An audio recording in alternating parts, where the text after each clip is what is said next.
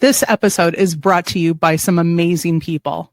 Patrick O'Leary, Marcel Gouffonian Metalhead, Nutslap, Tabin Rice. Welcome to the show. Living Life Consciously with Hello Allie, Gemini Moon, Space Baby, Mythoclast, Ray B, Gene G-Force Star, Moody Mongol, Lisa B, Fur 3 Norm, Grey Wolf, and Joanne, Shelley Montgomery, Aaron's Energy 313, Multifaceted Jules, Eric Booth, The Diz Loki, Nathan from the Quantum Show, Gary T, T-Bone, Richard and Fern Harrison, Eddie Tab, Mecca Mickey, Diane Boss, and Jeanette Angel. And a special thank you to all of our subscribers on YouTube, Spotify, and now on Rumble. If you wish to support the podcast, you can hit that join button below to become an Eyes to That Sky member. Or if you want to join the Patreon or to provide other support, the links are below in the show description. But now, on with the show.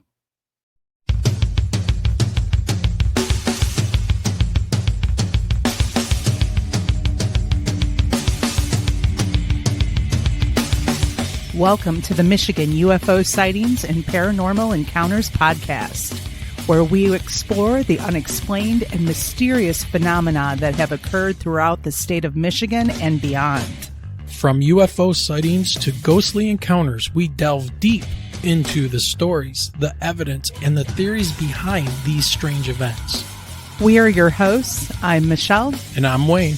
We are an educator duo that after an encounter with a triangular UFO in 2018 in Michigan, we decided to investigate UFOs and the paranormal. In this podcast, we will be speaking with eyewitnesses, experts, and researchers to uncover the truth about some of the most intriguing cases of paranormal activity in and around Michigan. Our goal is not to convince anyone of the existence of these phenomena, but rather to provide a platform for discussion and exploration. So, buckle up and join us on this journey down the paranormal rabbit hole. On an escalator.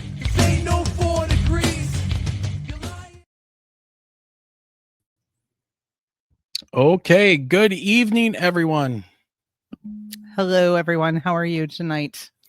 It is great seeing you all, and it is Sunday, March 16th, 2025, and we're coming to you from deep within our bunker once again in the shadow of the great Motor City, Detroit, Michigan, and we want to thank you for joining us on this special episode with Mary Joyce, author of the website Sky Ships Over Cashiers, as well as multiple books that dig into the paranormal, Bigfoot, all kinds of things. So we're going to get right into this. So, Michelle, let's lock in and let's get into some of this. Yep. As my kids would say, time to lock in. That's right. So remember, if you have a story that you would like to tell or you would like to email the show, you can do so at mi.ufo.podcast@gmail.com. That's right. Also, if you would like to support the podcast, you can do so with PayPal. Super chats are a great way to help us out.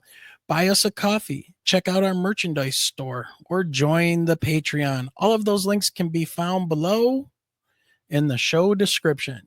If you decide to become a YouTube member or a Patreon member, you will get a shout out during the intro and be listed in the credits at the end of the show as a special thank you for your support.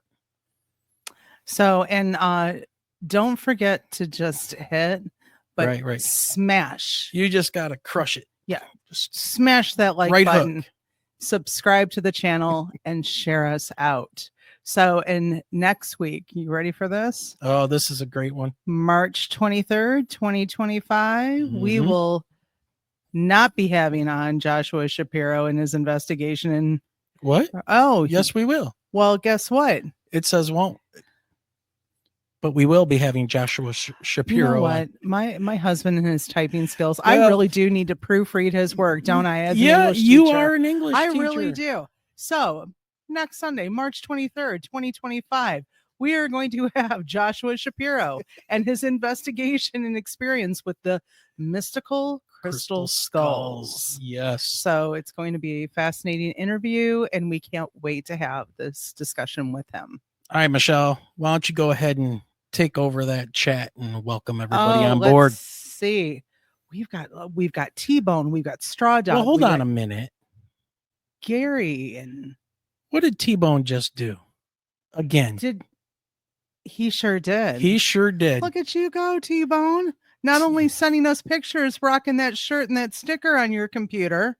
So he just gifted 5 more subscriptions. Yes, he did. Thank you, T-Bone. And Michelle really appreciates the fact that she now has to read off about 40 names. Yeah, 40 in the intro. names. We have to redo the video this week. So anyhow. Well, and while we're at it, we might as well go ahead and do this. Aaron's Energy, a member now for 3 months. So thank you, Aaron's Energy 313. Okay, Michelle. So as I was interrupted as you were saying, here, oh wow, we've got a lot of new people in chat tonight. But I know Excellent. that we have T-Bone here, we have Straw Dog, we have Diane Boss, we have Aaron's Energy. Nathan from the Quantum Show is probably listening from work. Probably. Okay. You work Sunday nights. Yep. We've got Tabin with us. We've got, I see Sarah Stafford has joined us tonight. Oh, welcome, Sarah. Full Sack is with us. Oh man. Well, welcome. Who have I missed? Mark Eddy is with us tonight. Wait a minute. That's the same symbol as Rick Davis.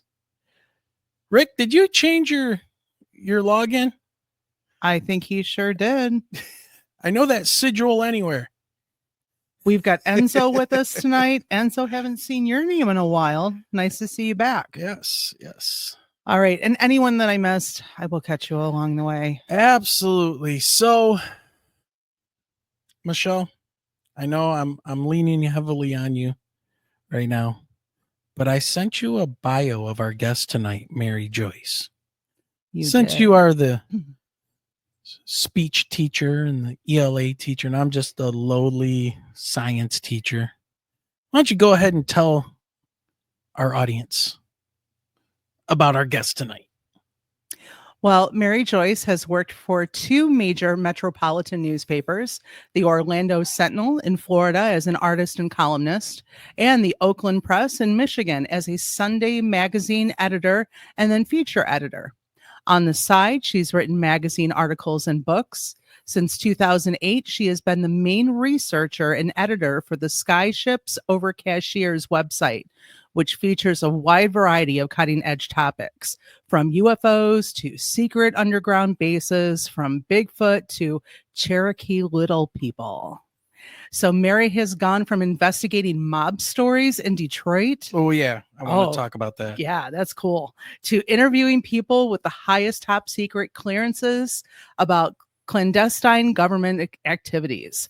Her most recent books are Spy in the Sky, The Secrets and Cover-Ups on Earth and Beyond, Bigfoot, Beyond the Footprints, Underground Military Bases Hidden in North Carolina Mountains, Cherokee Little People Were Real, Tangible Evidence of Jesus Left Behind for Us to Find.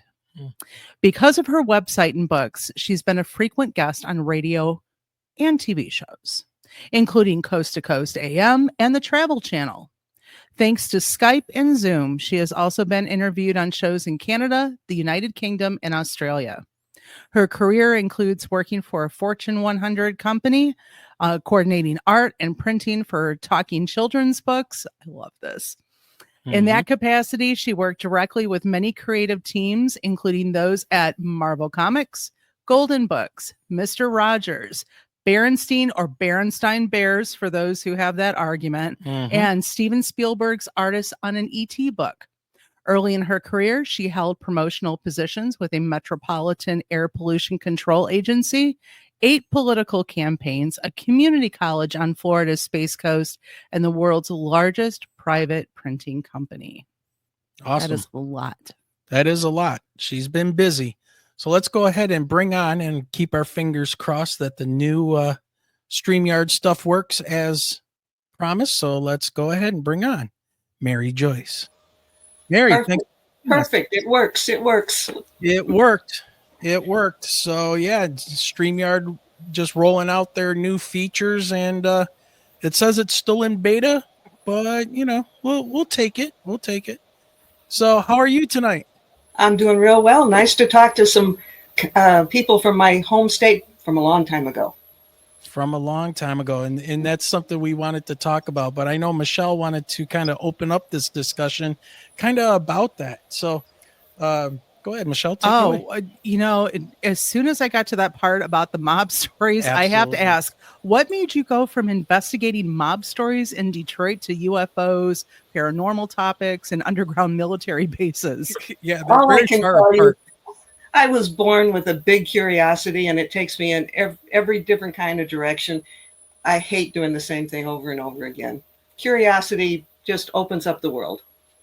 Was it one particular thing that like really sparked the interest though? In the UFOs, Yes. I was down in Florida and lived there for a number of years, and it's wide and flat there. And Yeah. I saw a lot of UFOs. I lived between the Patrick Air Force Base and the Kennedy Space Center. We saw a lot of activity all around that place. I talked to people who worked for NASA, including one of the astronauts, and got some inside stories. And there's just no doubt in my mind that UFOs are real and ETs are here. Um, there's just no doubt in my mind. But I did check it out. I didn't start out just going, "Oh wow, I believe in this." Oh, Um, right. there's still a skeptic in me that has to be shown that something really is real. Now, how old were you roughly when you had your first experience seeing a UFO? I wasn't one of those kids that Okay. I really wasn't. I was a full blown adult the first time I ever saw one. Okay. Well, that's kind of the same situation that we're in too, at least for me. Yeah, and I want to ask you a little bit more about your mob investigations and stuff. How did you get wrapped up in that? And I believe you said you were like an undercover reporter. What And happened was, it was when I was a feature editor at the Oakland Press, which is in the northern suburbs of Detroit. And our investigative reporter was actually working on a story, and it was a gal, she wanted me to come with her, uh, and we were going to go undercover. So we were down there where the bad guys were hanging out at their bars, and I was much younger. We could get away with a lot of stuff I couldn't get away with now. And that's how I got into it, because she was already into this story. And it caught my attention when I found out that one of the guys had been beaten up by the mob to the point where his legs were totally turned around, his feet were pointed in the opposite direction. That oh, made me Lord. cringe, absolutely made me cringe. And after we went to the bar to try to, get a lot of information, we went to the place where he was living. And it really looks like the scene from a movie, because he lived with his parents at that time above a liquor store. So you'd go up the side of the building, up the stairs this way, and the entrance was from the back. Well, I got in there, and the parents let me in, and or let us in. There was two of us, and all of a sudden, this man comes from the back with a gun and points it right at both of us. And I thought, "Oh my God, what have I gotten into?" And then I suddenly realized that he thought we were part of the bad guys. So I said, "Let me show you something." And I very slowly reached into my purse and got a badge, which showed that I was on the good team, and he put his gun away. But I must admit, my heart was kind of pounding at that point. so how far did your investigations take you? Were you looking into Jimmy Hoffa's stuff at that time? And I was at the Oakland Press for 4 years, from 78 to 82. Hoffa disappeared in 75.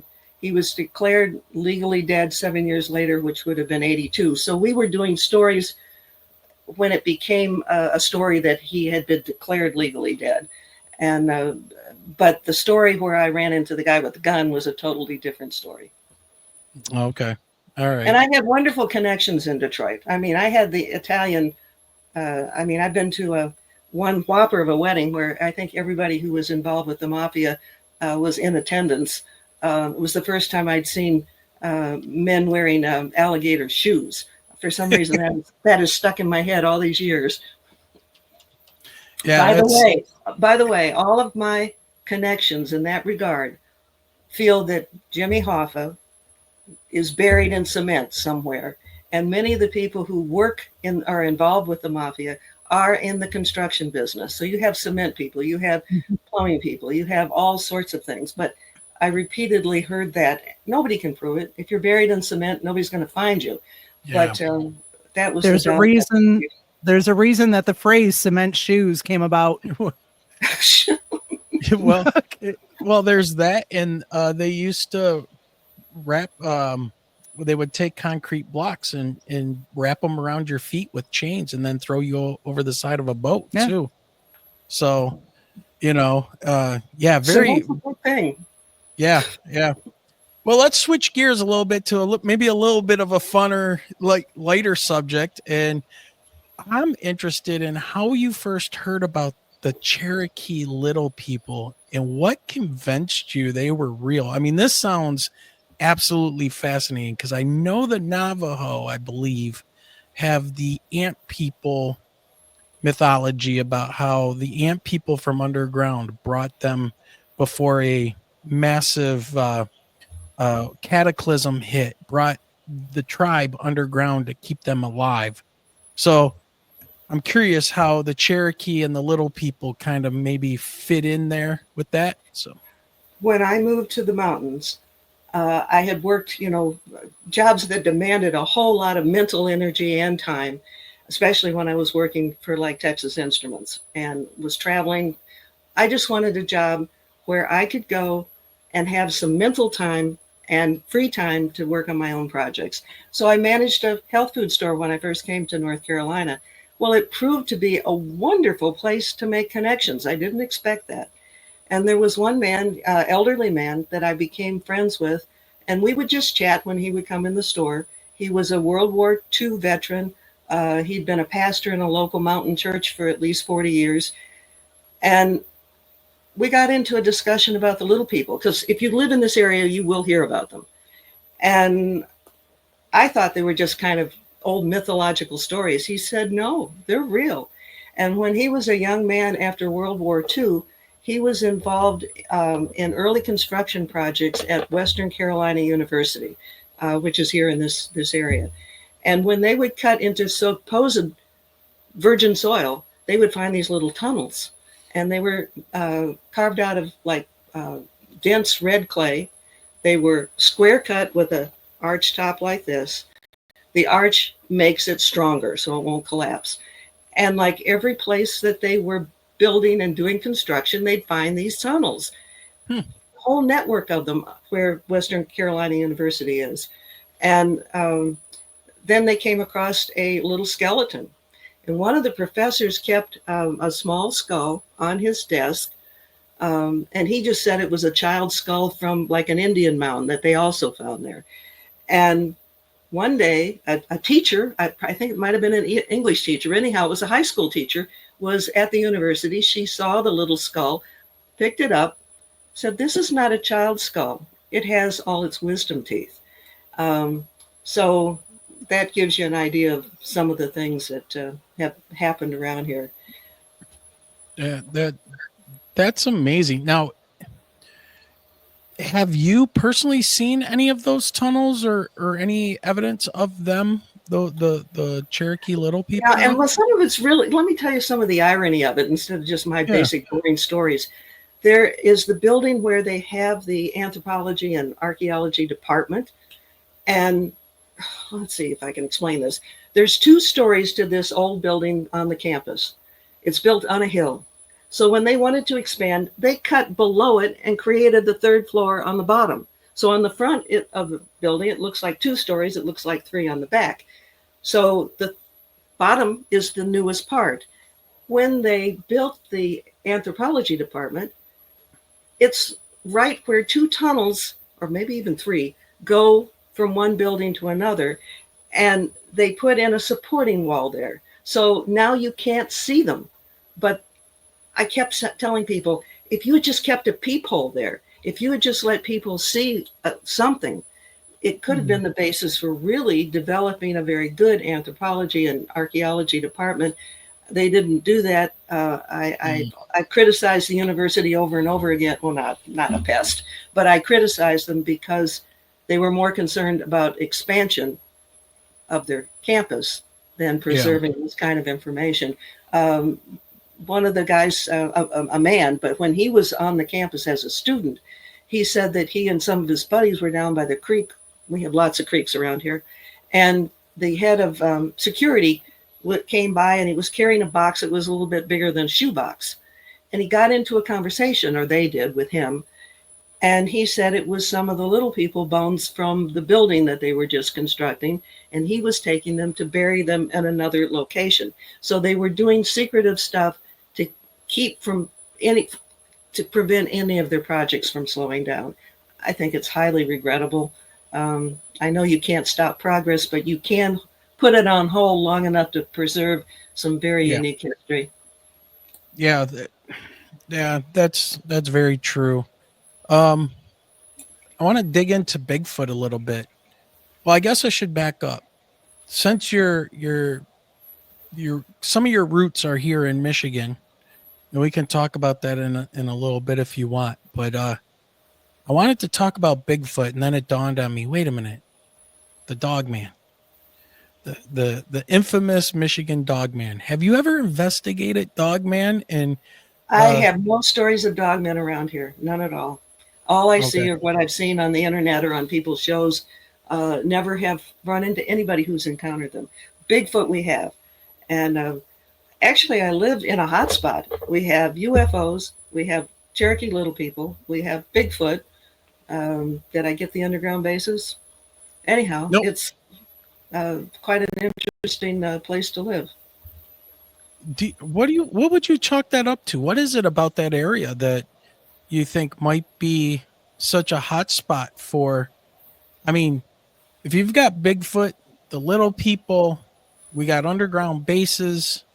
Is the military looking for something? Is there something special about that area? We still have wild open land. Not open land. It's forest land, and it's mountains. And so we have caves and we have forest. It's the perfect place for Bigfoot and for little people. So that explains part of it. The caves also explain why the underground facility that's right there in that area probably was built there, because they already have an open area underground. All they have to do is to expand upon it. So the caves would be a reason perhaps for all three being there when I stop and think about it. Interesting. Also the high elevation, because when you're up there, that's the whole website started because we were seeing so many UFOs over Cashiers. Now Cashiers is like a village at the top of a mountain, and but it's all surrounded by forested land. But we've gone way beyond just UFOs. So many more things began to happen. Yeah, well, and to your point, and kind of digging a little bit deeper into the Bigfoot sightings thing in North Carolina, there, a lot of people ask this question, and I would like to get your take on it. Do you think this is a physical creature, or is there something supernatural about it, or is this a possible ET related creature? I've heard it go so many different ways from people who speculate on this. So have I. We're in the same boat there. I have personally only seen physical evidence of them. I've interviewed people. I've done articles by people who have supposedly seen them like transform and go through portals and things like that. Personally, I haven't seen that. I was just thrilled to see a Bigfoot footprint. I was thrilled to hear them, and to also see two of their caves. For me, that was exciting. Now, Mary, can you share with us any really compelling stories that stood out to you about Bigfoot from firsthand accounts? Yeah. Probably one of the really good ones was, again, up at the top of one of these ridges, and you take a gravel road to get up there. It was on private land. The man took me there. His family had owned the land for some time. So we get out of the car. He has sickle in his hand. I'm going, okay. And he had it because he wanted to be able to cut a path so we could get to the cave. The cave was probably about a half mile from this gravel road. It was a good sized cave. Anyhow, but let me go in order here. We started to hear this sound that was like a bird sound that wasn't like a bird. I mean, it was very strange. It was right about where we were. And then in the direction we were headed, there was a response, the same kind of somewhat of a bird-like call. Right where we were, we saw the big footprints going up the ridge. And my conclusion was that one Bigfoot was alerting the other Bigfoot that two annoying humans were headed in their direction. And in my book about the Bigfoot, I do have a picture of the way we got in there and also the cave. The cave almost looks like somebody put a flat slab like this, and it was, I think, maybe 5 feet by 8 feet. Couldn't see the back of it. I confess to being not quite as brave as I'd like to sometimes be. I took pictures of it. I wasn't about to go back into that cave. It was too deep. And I wasn't just only concerned about a Bigfoot. We also have some cat-type creatures and bears and all sorts of things in that area. So I wasn't prepared for any of that. But I got a good picture of the cave, and we got pictures of the footprints and things like that. Okay. So what do you think? Would you rather have a more complete story? Because there's one, and it was a hairdresser in Cashiers who said that this woman kept talking to her about the Bigfoot on her land. Well, okay. The beauty shop lady worked on this woman, and finally the woman was willing to talk to me. Now, to get to her place, it's like 2 mountain ridges with a creek going like this, with a single lane road right next to the creek. It's a mile from a gravel road to get to this, and then it opens up into a little small bowl-shaped valley. And there was 2 houses, a barn, and a pond. And there, in the book, I've got all these fingerprints of the Bigfoot trying to break into the little house, and you can see the fingerprints all over. And there were fingerprints all over the washing machine in the little house. And the woman told me that she had left it on when she was gone into town, or when she went into town. And apparently the Bigfoot were quite intrigued by what was whirling in the open window of the washing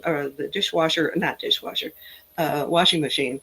And they kind of, the woman and her 3 kids moved out of that house and moved into the big house. It's sort of like her parents originally had the land. So they moved into the big house, and then they started breaking into the big house. And what was interesting was that they left the living room alone, but they loved being upstairs. And they tore up the bathroom. They took the thing off the back of the toilet. They squeezed the toothpaste all over the place. I had mixed feelings. We were glad that they hadn't figured out what the toilet was for, yet it would have made a great specimen, I guess. And then they had, there were children too. It wasn't just the adults. There were young Bigfoot. And you could tell that little kids were in there playing, because they had taken markers and things and drawn on the wall or walls all down below the level of the light switches. The big Bigfoot would not have crouched down that low to do that. So I have pictures of the scribbles they did on the wall. And the woman was really afraid, and she had a bodyguard that would be with her because she eventually moved off the land. And she'd go back and check, bring her bodyguard with her who had a gun. And then one day I returned there, and I went with somebody who can really tune into spirits and animals and things like that. And she communicated with the Bigfoot that the people didn't mean to mess up their living quarters. What had happened was somebody had been working on the dam that created the pond. They went down and they went down so deep with the jackhammer that all the water drained into the cave where the Bigfoot were living. Oh, The Bigfoot were pissed. And so they had never bothered these people until that happened. This okay. woman Well, who was that able, kind of answers T-Bone's question that you might see popped up down there, saying, "Do you think that the sound of the machine attracted the Bigfoot?" Now it sounds like they have the reason for why they went there. oh, they were pissed. And they messed with the cars, they messed with the houses, they messed with everything, and they had never done that before. They'd been on the land but never caused trouble. So anyhow, this is a nice ending to this story. And I was there to see this. The Bigfoot left like a almost like an apology or I don't know, a peace offering.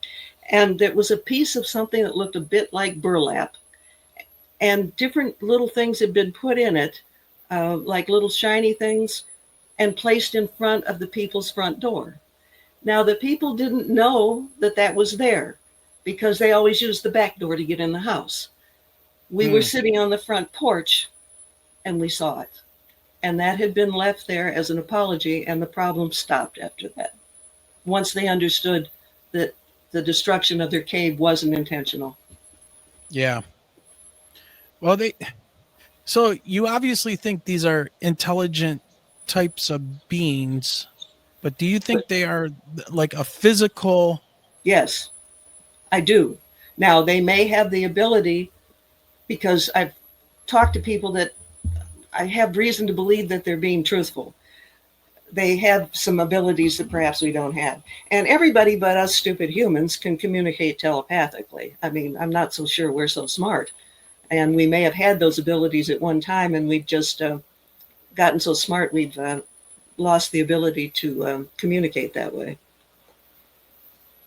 Yeah. By the way, I do think that the Bigfoot on the West Coast, out in the Rockies, and the Bigfoot this side of the Mississippi behave quite differently. I think the ones this side of the Mississippi, because they are so much closer to humans, they've had to learn to be much more secretive and discreet in what they do. The violent stories that people like to hear almost always are coming from the Western mountains. Why do you think that is? It's a territorial thing. I think for the most part, they go after people who are have bad intentions, who have guns. I mean, usually the hunters and the ones with the guns and the ones trying to stalk them are the ones that get to see their violent nature. In all of your research of Bigfoot, have you ever heard of like a I don't want to say hunter, like Bigfoot hunter team, but you know, these Bigfoot seekers, these cryptid hunters and stuff like that I go mean, like out we into see the on woods? TV, that type Yeah. of thing. Have you Yeah, ever heard of them getting into any confrontations or having bad experiences while they're doing this? well, have you noticed how long some of those shows go on and they never catch a picture of one? It's because the Exactly. Bigfoot are smarter than they are. They know they're coming before, they're big stumbling oafs that go out there trying to find the Bigfoot, and the Bigfoot don't want to be found. Yeah, that's why you And can't so, walk up on a deer. right. They They just hear know. you a They mile just know. away. Yeah. So, Well, we have somebody joining us here for the first time. She said that her name is Tony Ann, it looks like. And let's see, where is it? She says, "Hi, everyone. Thanks for your podcast. It's nice. I'm remembering visiting Cashiers with my sister 20 years ago or 20 years back. Very beautiful area. Thanks." Oh, how nice, about that? We actually nice have to hear. somebody from that area. Yeah, very nice. All right. Michelle, do we want to start looking at these underground bases? And I was going to say, is there anything that you can share about the underground bases? well, you know what though? There's one other thing What? about Bigfoot. Oh, Well, he backtracked. cryptids in general, right? And Bigfoot. But have you ever run into an issue with like any government officials coming up to you and saying don't get involved with researching Bigfoot, or maybe I've this can never even been stopped doing anything with the Bigfoot. Okay. I have had things that I posted on the website, skyshipsovercashiers.com, that have almost immediately been erased on Google. That's what happened over and over again. So some of the things that I put out there, they do not want the world to know. And the book that I have, it's called Spy in the Sky. It's about things I've discovered using Google Earth on the moon, on Mars, the bottom of the ocean, in Antarctica. A whole bunch of things that have been in that book were previously on the website and were taken down. And I am not able to sell that book on Amazon. I have 5 books on Amazon, and that one, it was kind of a dirty deal the way they did it. Somehow they knew how many books I had ordered, so they ordered all the books. So I shipped them off to Amazon, and then I put in another order of books. And what do you know? All the ones that I ordered got returned to me. So I have a stack full of books, which I can only sell through my website. So I'm glad it wasn't real estate I invested in, but it's because that information, the famous they don't want out there. Oh, they wanted that info scrubbed. Yeah. And Absolutely scrubbed. Especially about Mars, especially about Antarctica. But even when I found pyramids under the ocean, I have before and after pictures. For example, I found 2 pyramids in the Bahamas down in the ocean, and I posted those. Right after that, it's like somebody took a photographic strip that would be like a Band-Aid, put it right on top of that. Mm-hmm. Wow. And so you couldn't see it anymore. So Bigfoot, they don't seem to be that concerned about it. I haven't been harassed about that in any way whatsoever. Yeah, and speaking of your website, I'm going to have it running along the ticker here, and I'm going to actually put it into our chat. It's skyshipsovercashiers.com, and I just had it up on the screen there briefly for everybody. Go check this out. This is an amazing site full of information, and it will take you a very long time to get through it. But Cashiers, North Carolina is that little village she was talking about, and she's got it. It says the new UFO hotspot. So very cool stuff. So if you pull that up just real briefly, go ahead and grab that. If you click on Editor's Corner, you don't really have to do that now, but if you click on that, we can do it now. Then you can get to my books are listed there. And so I was going to show us the banned book, because I love banned books. Yeah. Okay. Up there at the top, it says information about my books. So you click on that and you go down, and the very last one listed is The Spy in the Sky. And I have my special price down there on that page. So that's how you'd get to it. Editor's Corner and then books. And they can order that right off of your website from you? You have to send me a check, and I have the address there. Okay. And it's a good deal. It's $16. It would certainly be more than that on Amazon. So all the information somebody would need would be there. And I'm talking about really exciting information. I mean, my goodness. Just the stuff in Mars alone is incredible. Well, it's funny that you're bringing that up, because there are 2 things I'm seeing jumping out at me that I wanted to ask you about in a little bit. And that is Mars and Antarctica, especially Mars, because I just watched an interview with Dr. Jonathan Brandenburg. Yes, I believe. He's the one. Yeah. He's the one that's written about be a nuclear explosion in the past. Yes. Mm-hmm. He is pretty convinced that that there was a civilization on Mars that was wiped out based on thermonuclear war. The isotopes and everything that they've found in the soil seems to, plus the broken archaeology and other little fragments and pictures that have been sent, has been outstanding. And he's a very smart guy, and they were all over him about that.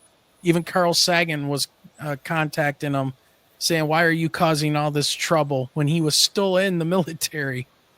So, because I think Sagan was a colonel, I believe, in the military at one time. So very interesting interview that he did on who was it? Jesse Michaels on his show. I So don't yeah. know, but I am familiar with the author. One of the things that I want to bring up, only because I think it's important to think outside the box. Yes. And normally when I would use Google to search Mars, which I did over a long period of time, and I would just take time and search it. Normally I would go right to left or left to right. One day I thought, I started to go from pole to pole. If I hadn't done that, I would not have discovered that there are, let's see if I can get I think it's 27 square cut entrances into Mars spread out over 16 miles. And they're all square cut. At first you think they're all exactly the same, but the measurements will vary a little bit. And the trim around the entranceway will vary a little bit. And I would never have discovered that if I hadn't gotten my brain working a different way. And we all need to step outside the traditional thinking so we can make discoveries. So Yeah. there was a lesson in sharing that one. Yeah, very interesting, because our brain works in certain patterns, and we've been basically brought up and taught to go, left to right, left to right with everything. In certain cultures, I believe Japanese are It's vertical. bottom vertical, but then right to left with their writing. Right, their books start at the back of what we would call the back page, and then very interesting. So trying different modalities of looking at things is very important, and who knows what that culture might have been like. I'm kind of on the fence whether there was a civilization there still, but one There of are the things, I don't have it in front of me because otherwise I'd read it to you. But Mhm. the head of space security for Israel, he'd had that position for Yes. almost 30 years. You know who he is. And he went public at the Jerusalem Post a couple Decembers ago and said that our American astronauts are on Mars now working with ETs. That would explain those contemporary entrances into the planet. He's a wonderful source. And then I go and find all this stuff. I mean, I have found UFOs landed on Mars. Got 3 of those. It's just quite amazing. It's a book I wish I could get out to more people. And it's a picture book. It's not like you have to read a lot of gray matter, which scares a lot of people off. These are the satellite photos that I have found. And I give the coordinates. So if they're still there, you can find them for yourself. And I do that with Antarctica too. They were real quick to take down the stuff I found in Antarctica. Wow. Almost the next day. Well, let's jump back to these underground bases. I think we could talk all through the night. Well, it's very interesting because I do. Well, first of all, I'm former military, so I was involved in some boots on the ground type of stuff. Let's just say that, but not construction or underground bases or anything like that. More of just fighting and doing what needs to be done. But my looking into the U.S. government after World War II, it seems like things really changed, and we had the OSS become the CIA, and then these operations that were actually conducted against Americans, spraying LSD or mescaline or whatever it was, over like St. Louis, Missouri was a test case for them to see how people would act. The Tuskegee Airmen are a famous case of, tracking diseases and stuff throughout a populace. And this was all okay at the time to to experiment on your citizenry, and then there's like the MK Ultra things and stuff like that. But the one thing with the military bases, the deep underground military bases, I think that's what T-Bone in the chat was talking about, DUMBs, DUMBS, deep underground military bases. There seems to be, and especially in this current climate, this idea of COG, the continuity of government. And so these bases are being constructed from since World War II, at least in my understanding, to keep some relevance of a United States government or a Russian government or a Chinese government. I'm sure they all have their underground bunkers and things. But there's also some things that seem a little different, at least with ours. And it seems like there's these connections with UFOs and paranormal things, and they're building these things in places that seem to have a mysticism or an energy or something to it. Like they know where they're building, they know what they're doing, and they're either looking for stuff and or tapping into something. So, I mean, I don't really know, but I'm curious what you have found with the underground bases in your area. What's gone on with that? Well, the continuity in government, I think you just can assume that. I mean, the very first one that was built, not too far from Washington, D.C., that was the reason that was built. Mm-hmm. That is not the only reason for these things. For example, there's a facility here that we call PARI, P-A-R-I. It stands for Pisgah Astronomical Research Institute. And it was a Department of Defense facility during the Cold War for satellite tracking. They claim now that it's no longer that. It's just an astronomical research center now. But if it were just that, then I wouldn't have had witnesses tell me that sometimes they see military people in SWAT type outfits guarding the gate and you can't get in. Sometimes you can get in and sometimes you can't. And yes, there's been UFOs seen all around that place. There's even a lake that I don't think of the name of it right now, but there's a lake that's small that's to the west of this facility, and people claim to have seen a UFO go into that. Well, that'd be an interesting way to enter the facility. But it's supposedly at least 6 stories deep. And it was the first underground facility of the 5. It was the first of the 5 that I learned about. And again, this health food store. 5 in your area? Yeah. 5 of them. 5 underground bases? Mountains, yeah. Wow. And they're probably all connected. At least some of them, if not all of them, are connected with underground tram type systems. There's no doubt about it. I've just had too many good witnesses, and I've even experienced stuff. I know too much sometimes. Ask me a simple question, and I'll try to stay on target. We're opening this up. We're open to hearing anything that you want to share. Because honestly, I mean, I've looked around and tried to learn as much as I can about some of this stuff, and I hear things from they were digging a base and they were shooting at aliens. There was a war that went on. I forgot the name of it. What is it, Dulce? Yeah. Yeah, Dulce, yes. Right. And most of the stories you hear about are west of the Mississippi. That is a reason I wrote the book, because nobody had talked about these here in the Appalachian Mountains. Nobody had. And if somebody had, I wouldn't have written the book. I simply wanted to, preserve and get out some information that people didn't know about. So, let me give you let me zero in on something. Okay. These facilities are not just doing all the same thing. The Perry facility, according to somebody who grew up in I don't know, let's just say she has great credentials.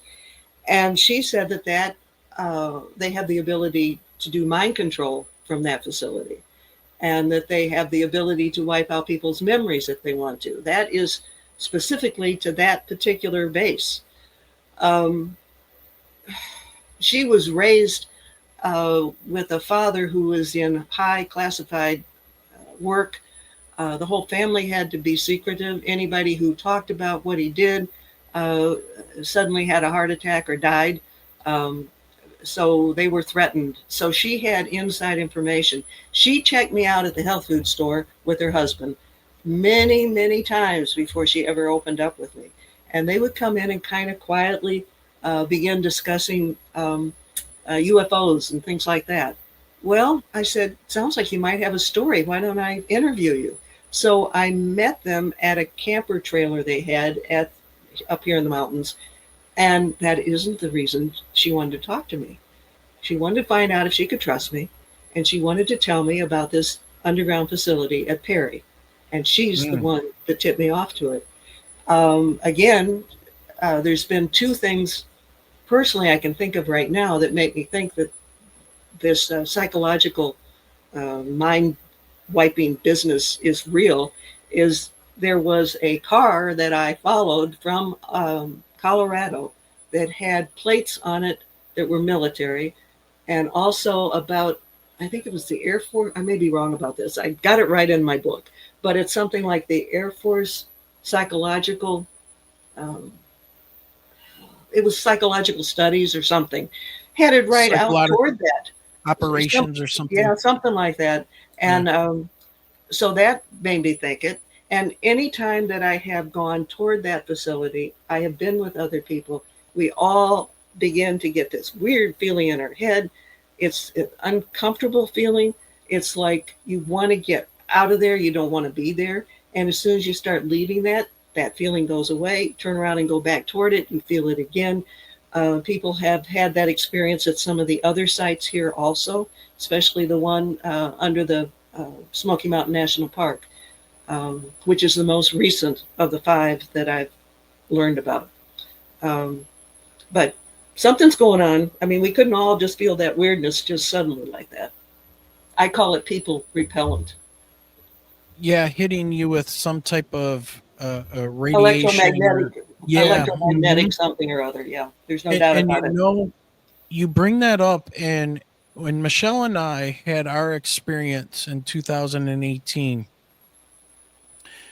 we got very close. Just long story short, we drove underneath one of these black triangles on March 18th, 2018. And your life's never been the same. It's never been the same.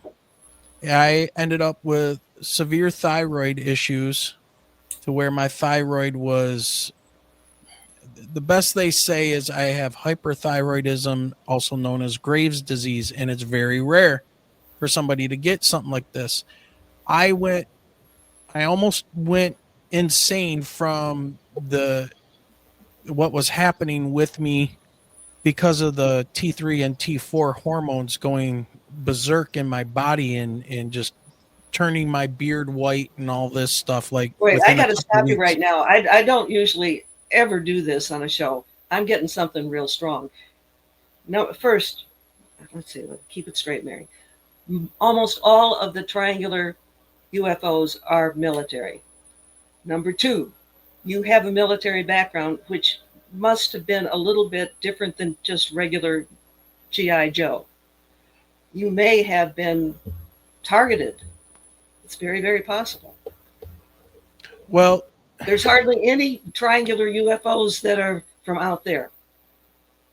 I don't know what to make of it, honestly, but when we got underneath this thing and we saw what it was, because it was like a heat mirage, and it had the 3 lights. Michelle saw the back of it. I'm driving toward it, and I instantly get this, get away from here. You don't belong here. Get away. And I mean instant. They just wanted you away from there. So they weren't targeting you. They just wanted you out of there. But I mean, this thing was maybe 100 close to something that you know of that somebody wouldn't want you to be close to? No, we were getting on the expressway here in Canton at 275 and Ford Road, and we drove underneath this thing, and we thought it was a crashing airliner Wait. missing Where were you exactly? What state were you in? Michigan. The roads sound the same numbers. Sorry, I thought you were suddenly in North Carolina. No, we got a 275 expressway here and Ford Road. Gotcha. And we had left a late night bingo session. We were out playing bingo, and it was like 2:30 in the morning, and we're driving along and we see these lights. I'm like, that's an airliner going to crash right in front of us. It's over for us. There's not much we can do. As we get closer, we can tell it's a hovering, it's a light. It's lights just hovering about 150 feet above the road.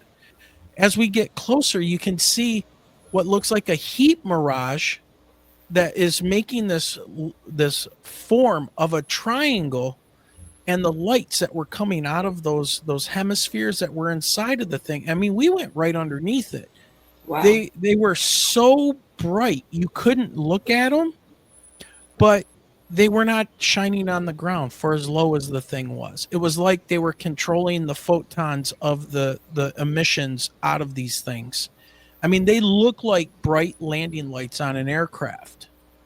And I mean, now, right, I wasn't like the standard G.I. Joe. I mean, I jumped out of airplanes. I rappelled out of helicopters. I did all kinds of crazy stuff. When you're young and dumb and, you do these things, right? But I have never been terrified like when that went through my head. And then it was about 6 months later where I had full blown just thyroid dialed up to 1,000, and I was going insane. And I lost within like 10 days. What was it, Michelle? 27, 29? It was more than that. He like 30 got some really pounds. thin. Like I couldn't sleep. I didn't sleep for like 3 or 4 days straight. That sounds like hell. Yeah, it was. What do you think that ship was doing?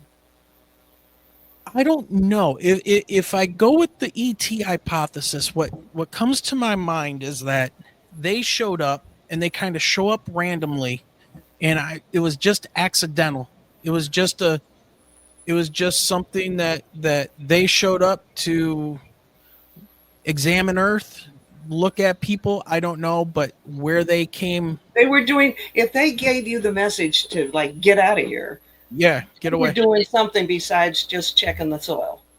Well, Michelle, do you want to tell her about what happened to that area? Okay, so because he was driving and having to focus on the road, and I was watching this thing as it traveled, going east before it finally came to a dead stop over these treetops. They've cleared out all the trees. Every single tree that at that particular portion of the intersection near the on-ramp to go southbound on 275, they have cleared out all of those trees now. Interesting. Yeah.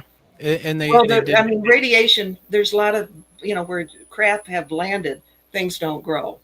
I mean, that's happened over and over and over again. So that kind of makes sense. But I keep thinking there's some reason they were there. If anything in the Detroit areas, you have people everywhere. So what in the world? And it's restricted airspace. There is a small airport, probably about 2 miles from where the craft came to a stop. But it's still it's so close to Metro Airport. Yeah.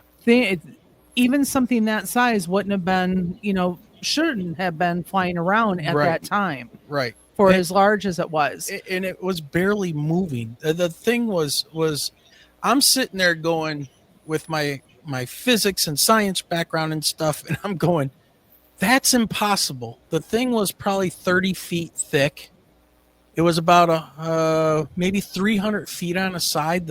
It looked like it was about the size of like a football field. It was wavering like a heat mirage, like looking at blacktop on July or August, right? It's just all these wavering lines, and you couldn't really make out a lot of detail. Plus, I was driving and stuff, and And then that happens. And then we decided, you know what? We didn't talk about it for like 3 days. Yeah, And then because you when we don't. started- I'm not surprised. I'm not surprised at all. But I think we need to dig deeper into this. I wish I was there.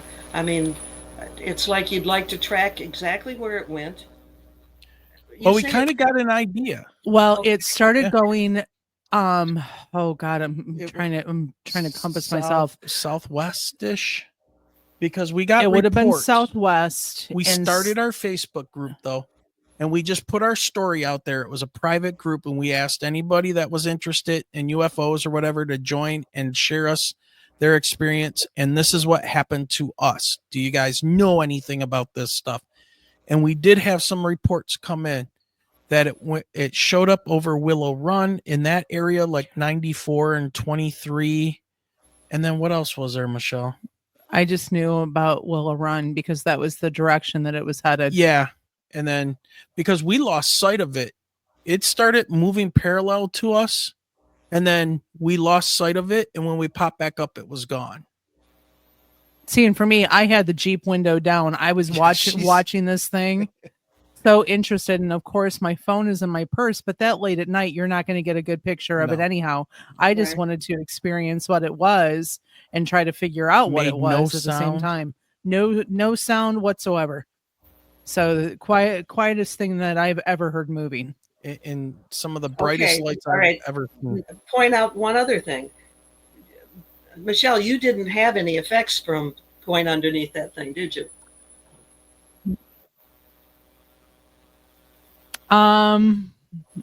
Kind of started menopause a little bit early. So, and I know that that's not something that I've talked about before because, How old do you say early? Oh, let's see. Where were you? I would have been, how long ago was that? 2018? Yeah. That would have Yeah. been 7 years ago. Yeah, I would have so been 40. 43 years old. 42, Oh, that's 43. there's women that start with that age.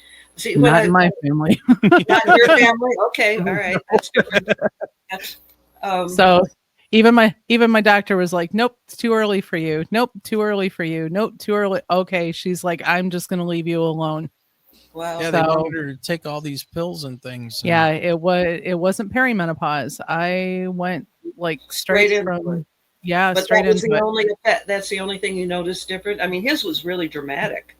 Yeah, his was dramatic. Mine was like, oh, okay, yay, I change mean, of life. it sounds like he got a direct zap to the head. Is what it Yeah, sounds like. I didn't have any sort of like, mental statements or anything. It was, for me, it was just like, look at this craft going over the IKEA store and he's saying it's going to crash. I'm like glued my eyes to it, watching it. And then when it came to a standstill right in the area of, Ford and 275, and I always joke and I'm like, it was right over top of that hotel in the Carrabba's Italian restaurant. Yeah. So, but then when they started construction right around that area, and they're not really building anything, but when they cleared out all those trees, and I'm like, what was the purpose of clearing out the trees unless the trees were like dead? Is there now? anything there now? Has anything been No. built? No, it's Well, just an no, on-ramp. the restaurant is still there. The Mhm. hotel is still there. But the place where the So- trees are gone is that still? It's Open? it's open barren. land. Yeah. Huh.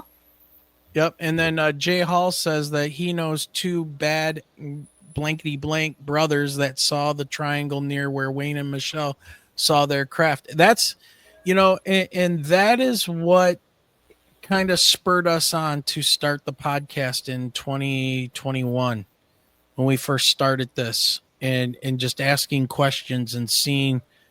And I was not interested in any of this stuff. I'm a science teacher, for God's sake. I'm an earth and space science teacher. I don't believe in aliens and all that. Now it's like, well, what the hell is going on here?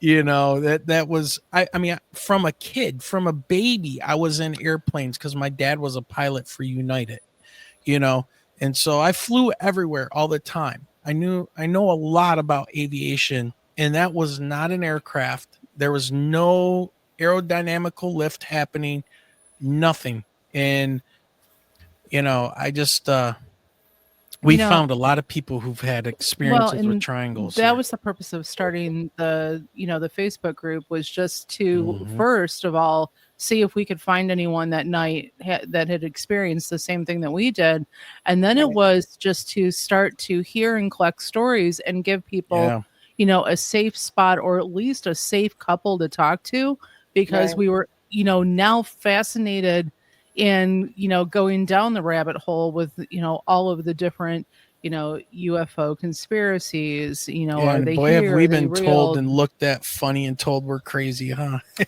So yeah, at this point, as you get older, it is what it is. Call me crazy. I'll be the crazy English teacher at the end of the hall. Yeah, just remember, we'll still be here for you people that call us crazy when you end up seeing something and it affects you.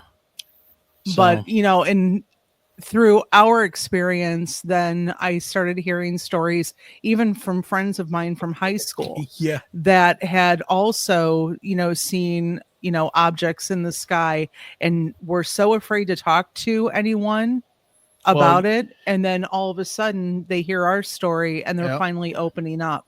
So, and then the next thing that happens that we hear about and stuff is now the UAP task force and the government starting to have hearings. Yeah, but they're only going to tell as much as they're forced to tell, and it's going to be like a little spoonful, and there's a great big pot of porridge that they're not going to share with you. It's just incredible. The disclosure is never going to come from on high. Correct. It will absolutely keep coming the way it is now, with shows like yours, with things like I do, with all these other people. There's a whole lot of us. We don't know that we're connected, but we're all connected. We're all connected. And we're all exposing something that the big guys are never going to tell us very much. And that's, and I got into it with Stephen Bassett on one of our shows, and he thinks it's going to come from the government and all that. And I'm like, no, it's never going to. Only what they're forced to do. Only what they're forced to do. And many people. And our government and our military have so much technology that is so beyond what most humans can even imagine. Yeah, we only see the stuff that's probably about 40 years old. Right now we think, oh, 5th generation fighter. Oh, look at this brand new thing. Yeah, they've got much more. Way beyond. Yeah. And all right. Don't. I'm going to jump, because originally we were going to talk about underground bases, and I want to read a quote to you, because it gives you an idea, no matter what it is, that if the government doesn't want you to do something, they can be really nasty. And the man who, he had a military background too. He was a medic in the military, and then he went into a medical field when he left the military. After he retired, he decided to volunteer with the National Guard here in North Carolina. Anyhow, because he had all sorts of credentials, they had him doing some stuff he never thought he would. And he's the one that saw and told us about the underground facility beneath Mount Mitchell. All right, I'm going to read this because I think it's important. Hawk said that his life has been threatened. On one occasion, a man told him, "Be careful what you say. Be careful what you tell people." That was followed by a much more ominous threat. And this is the quote from him.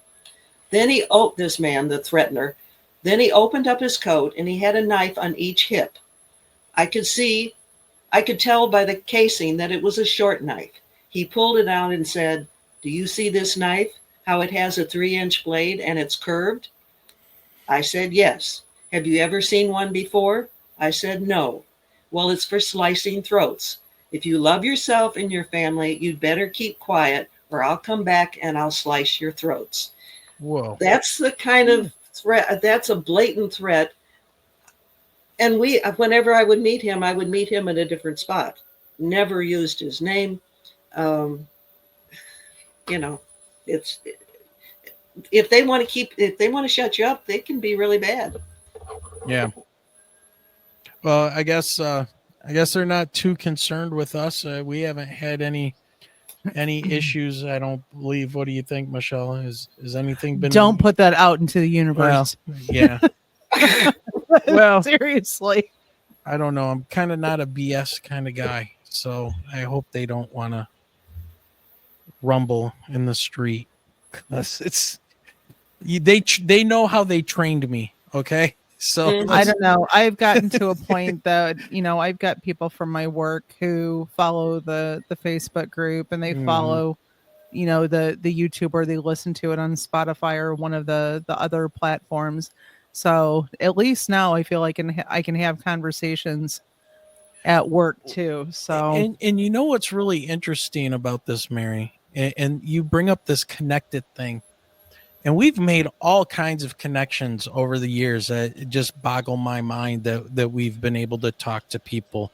So Matthew Lohmeyer, former colonel and you probably might have seen him during the Trump and garbage stuff, whatever.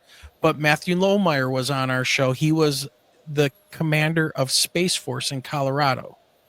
He came on our show and talked. Now he's working back at Space Force, I guess. And we talked about which way are these spy satellites, these satellites pointing, and he wouldn't tell us. He just said some of them may not be pointing at Earth, they're looking at something. And so there's that. There's Randall Carlson that we had on, who I got to meet personally and talk to, and down there in Asheville, by the way, because he did the Cosmic Summit down there. It's like this.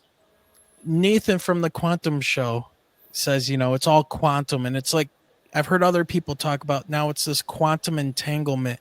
As we talk about these things and we come forward, and they see that we're not kidding, we're not goofing around, we're not interested in anything other than knowing what's going on. Her dad says that they had something. He never talked about any of this stuff before. Once he saw that we were doing a show, he mentioned that there was something going on. Her sister-in-law starts talking about things that they saw when they were at Marquette. This is how the disclosure is happening. Yeah. There it is. That's part of the disclosure, and has much more impact than somebody in the Congress. Right now, the Congress can't even do anything. Yeah. Anyways, so that's kind of like our story. Let me throw out a couple things on different UFOs that we've seen over cashiers that don't fit the mold at all. Okay. We have pictures of some of them that look like they're asteroids or something. They look rough and different odd shapes. And they're not like going like this. They're hovering. So we've had a number of those, which are quite different. Then we had some that would fade in and suddenly form a number in the sky. Now, this is over Cashiers. Again, it's very wooded. It's outside the little tiny center of the village. There's no way anybody on the ground could be projecting this in any way. And it was the number 1619. And it not only was it the number which caught her eye, it was in some kind of Gothic print. It wasn't like digital, like you would expect to see something projected in the sky. You'd expect a digital kind of number. It was old Gothic writing. And then it faded off and it just became light again. We've had UFOs. We had one UFO that beamed down from the sky. It's in somebody's backyard in Cashiers, went down, hit the parking area next to the house. And then this tree, which is estimated at least 30 feet tall, is projected an image of Jesus. And so there's this 30-foot image of Jesus that you can only see when you're in a certain position, which is like a hologram. So the UFO beams something down here and beams something over here. You always have, I don't understand it real well, but I know it has to be more than one point to get a hologram.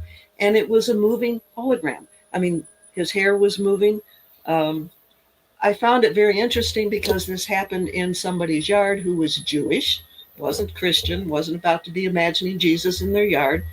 And the other thing from the story that really stood out to me was it showed him with a leather strap around his neck with a little pouch. And I started to think about that. He's never been depicted that way ever. And if they didn't have pockets, they still needed money to get by. Could that have been just to carry coins? I don't know, but I've never seen it anywhere else. I thought it was very, very unique. And for it to happen in a Jewish person's backyard, I thought was important also. Yeah. Well, you know what? I'm seeing some very interesting chat happening in, chat happening in chat. And I want to ask you this, because it was on my mind. Riley asks, if aliens are so advanced, why do they abduct people and mutilate cattle, given those reports are authentic? Have you looked into cattle mutilation and any of that? Me personally, I think it's a psyop done by our military. But I could be wrong. I would lean that way also. They want to scare you to death about the aliens, and not all aliens are scary. In fact, some of them may save our butts. They're not all bad, and they don't want. The reason they all started showing up after World War II is because we went and let that bomb off, and they know how bad that can be. That's when we started seeing UFOs in a major way. And they don't want us destroying the planet. I don't know if they just don't. It would upset the whole equilibrium. It's like you have an image of an atom, like in science class. Well, you take one of those electrons out, you're going to mess up everything. Yeah.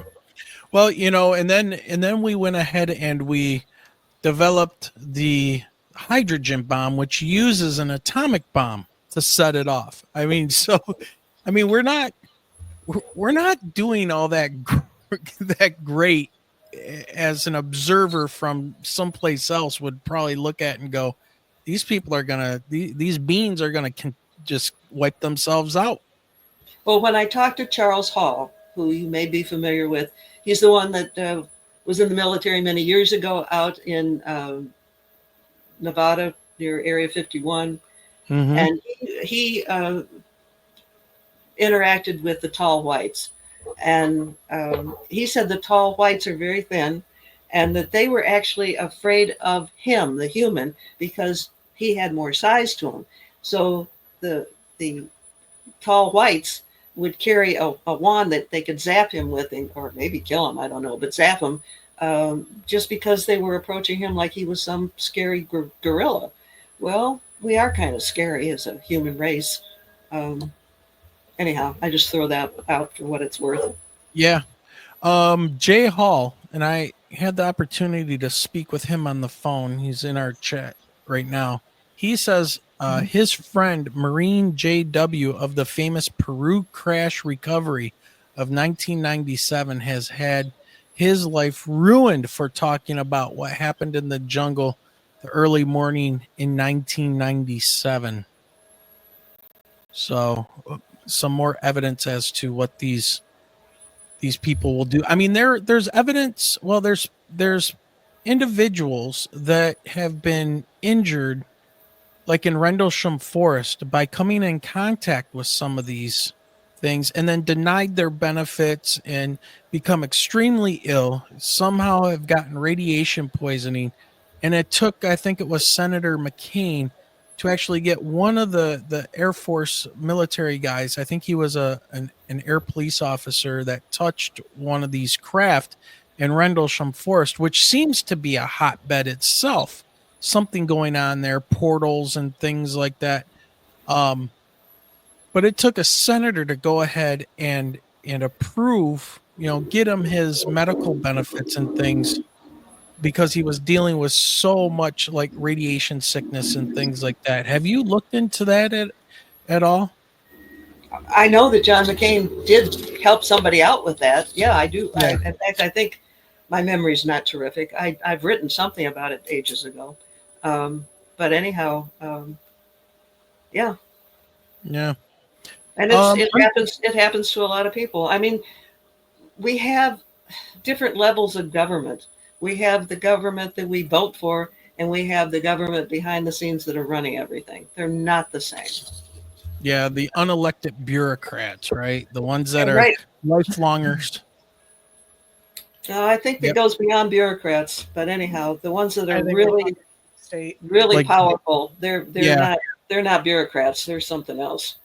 connected to some of the defense, DARPA, and all those good things too. I'm sure because weapons and war makes money. Isn't Okay, that isn't that sad? yeah.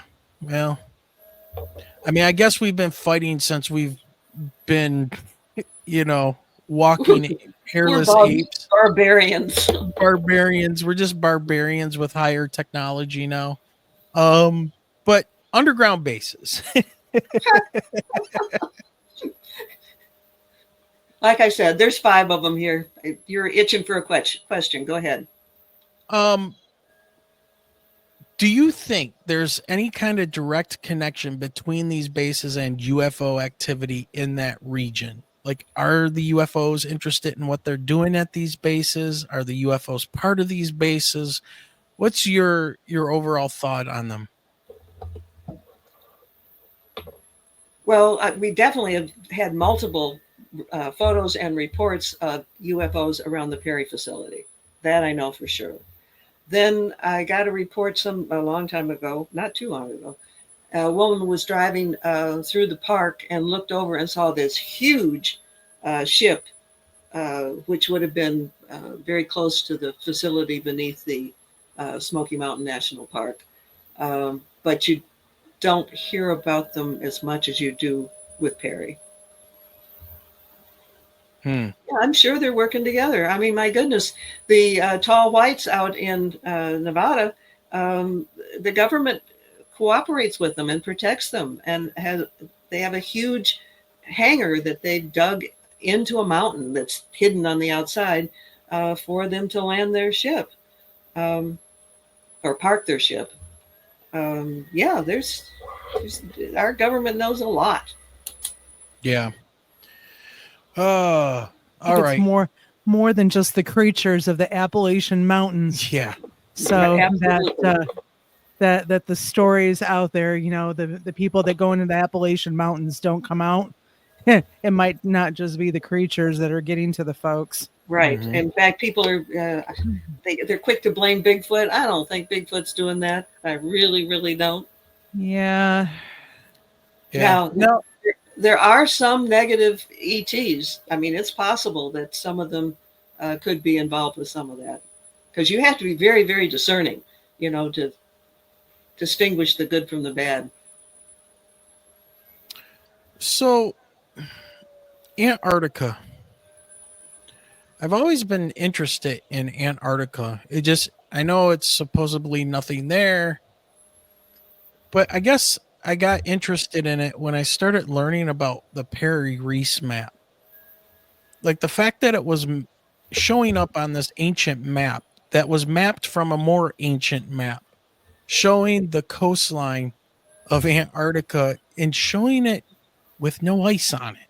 Oh, and now they have found fossils, that prove that the forests have been there, and they've, that animals have been there. They found a huge one of the dinosaurs. They found the complete bones for one of them.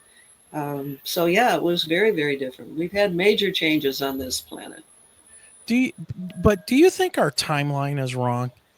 I don't know. I don't Like, even know. I don't. People talk about timelines. They go, okay, I don't even know what to do with that. We're stuck on this timeline that you and I have to function no, on. I don't mean like a metaphysical timeline. I mean like when they say Pangea broke up 250 million years ago and it's been creeping along ever since, and Antarctica ended up where it did over millions of years of movement and things like that. I mean, are we 100% sure? I mean, we obviously know the continent was all the different continents were connected. But could this have happened relatively quickly? Like something happened to the earth and then these continents and everything moved, and then we have our mythology and all of that. Have you ever looked into anything or heard anything like that? Well, I'm going to bring you right back down to ground again. That most scientists believe that Antarctica is about 34 million years old, give or take. One of the things we discovered, I think it was, I don't know, it's not that long ago, using Google Earth again, because we found the remnants of old cities. You can see the wall structures. And we found it's close to 5 different cities. And they've got to be the oldest structures in the world. If they're now just showing up because the ice is melting, and that if the scientists are right that continent's 34 million years old, or even half of that, Sure. These are ancient. I mean, I think the Great Pyramid is only like 5,000 years old or something like that. It's like a blink compared to millions. And yeah, and they say we've only been around. The cities that we found are laid out like cities normally develop. Like you can see one that looks like it's been built along a river or along a hill, because you can just see the organic structure.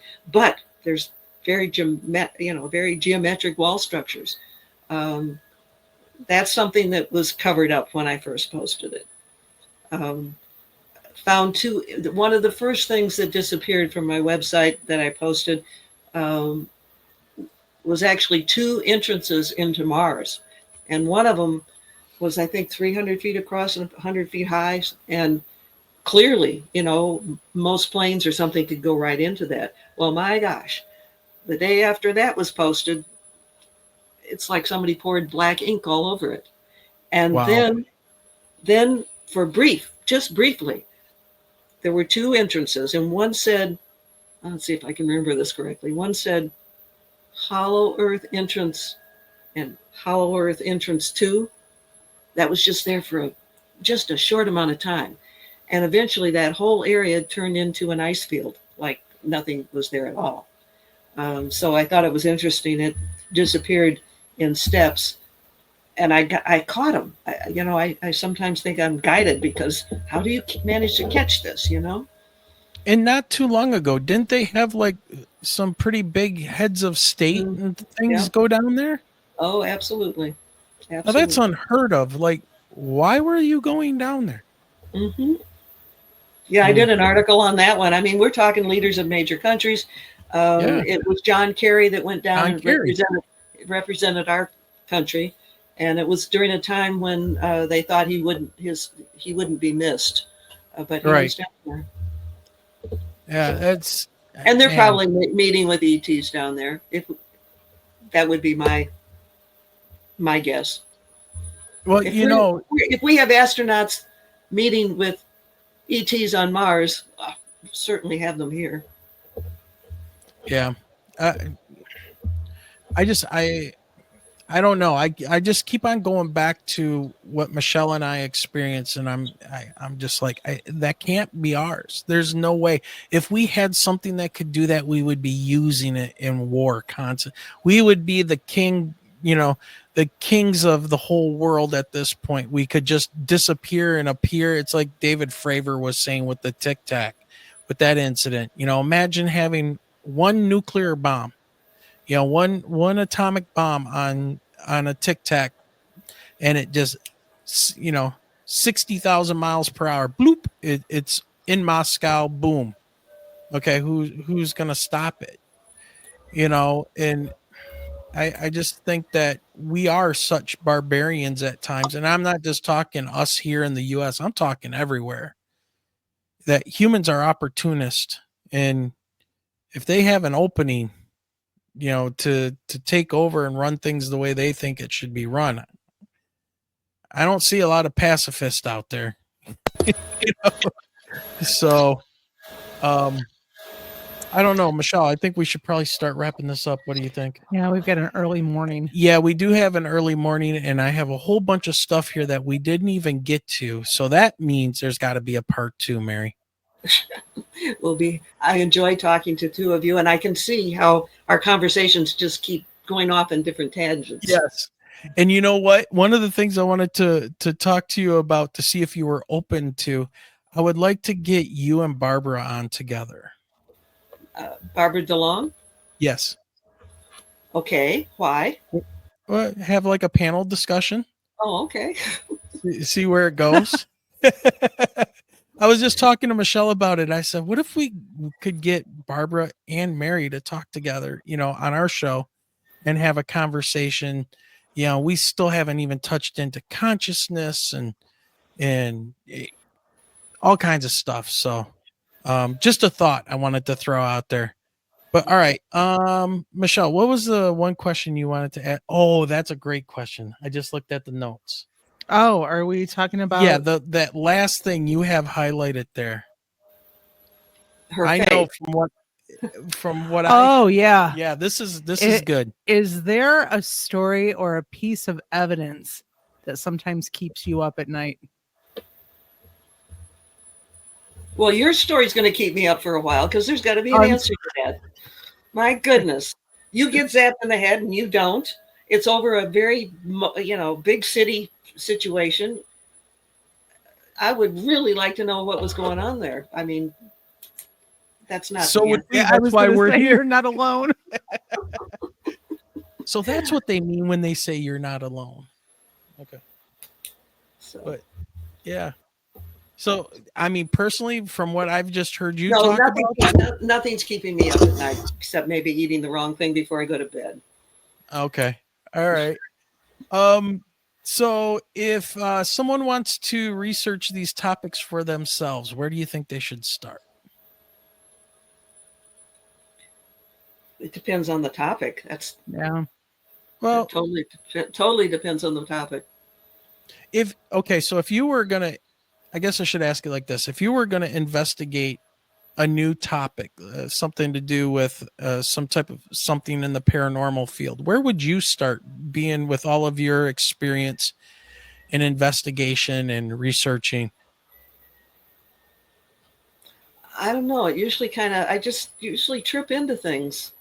I can't answer your question very well. I mean, I wasn't intending to write any of these books until I found out that nobody had done them. So I just trip over things.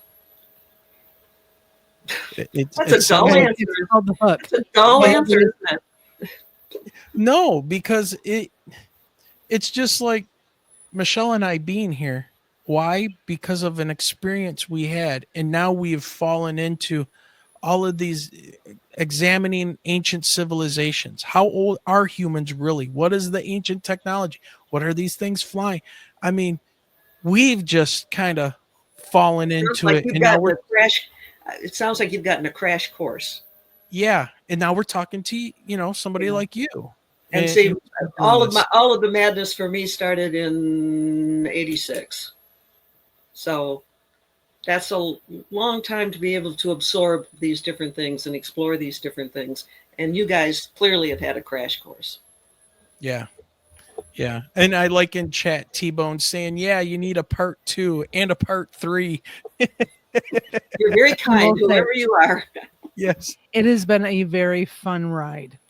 Yeah. So, interesting. So, okay. So, anything new coming up for you? Any new cases or investigations, new books or anything you're currently working on before we get out of here? This year I've become a caretaker for somebody who's in bad health. So I'm somewhat curtailed from things I have been able to do in the past. So I'm not doing shows or, doing any traveling. Right. Like none of the big conferences. I appreciate you asking and giving me the opportunity. So people, if they'll just remember SkyShipsOverCashiers.com. Cashiers is spelled like a cash, like the cashier at the grocery store. And we usually have something new put up every Friday evening. Yep. And the link is in chat, and I will make sure that link is in the show description when we're done here. Okay. So, well, Mary, it's been great. You're a delightful couple, and I think you're great teachers because you will keep students' minds active and open and inquiring. We've got to keep the curiosity open in students, and I think the two of you do that. And I have some students that are watching right now. Yes, I'm sorry. I have some students who are watching right now. Yeah. All righty. Well, they better keep their minds open. These other people get really boring. If they're on here, it's not just to see their English teacher. Yeah. All right. Well, thank you very much, Mary. All right. And You we take will be care. in touch, and we really appreciate your time. Thank you. Thank you. You take care. Bye-bye. You too. You too. Bye-bye. All right, Michelle. That was. Oh, she's just delightful. She's awesome. Awesome. So- And just an amazing wealth of information, right? I mean, just incredible. Well, I don't write too many checks. Like, I have a checkbook, and I think I've had checks probably for the last 10 years. Yeah, but we're sending her one. I'm getting that book. I want that book. Yeah. I'm Absolutely. all about banned books. I love it. I love Yes. when somebody tells me that I can't read something. All right. So real quick, just wanted to give a quick mention once again to T-Bone, who gifted 5 subs. Once again, thank you, T-Bone. And also, I don't know if people have noticed his new profile picture on YouTube, but he's wearing one of our shirts and he bought a sticker as well. So T-Bone, thank you very He's much, rocking that man. shirt. You are rocking that shirt. It looks great. So we appreciate you. And then we had Aaron's Energy 313, who signed up for another month, now a 3-month member. So thank you very much, Aaron. We had a bunch of new people in tonight that found us through the YouTube search algorithm. The people over on, we have 16 people watching over on Rumble right now. So thank you guys very much. We really appreciate you. Facebook people, thank you as well.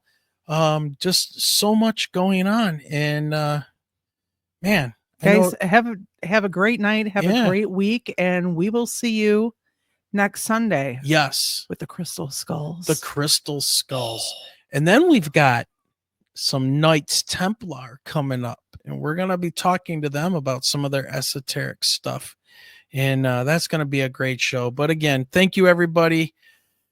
And with that being said, remember, keep your eyes to that Sky. We're out.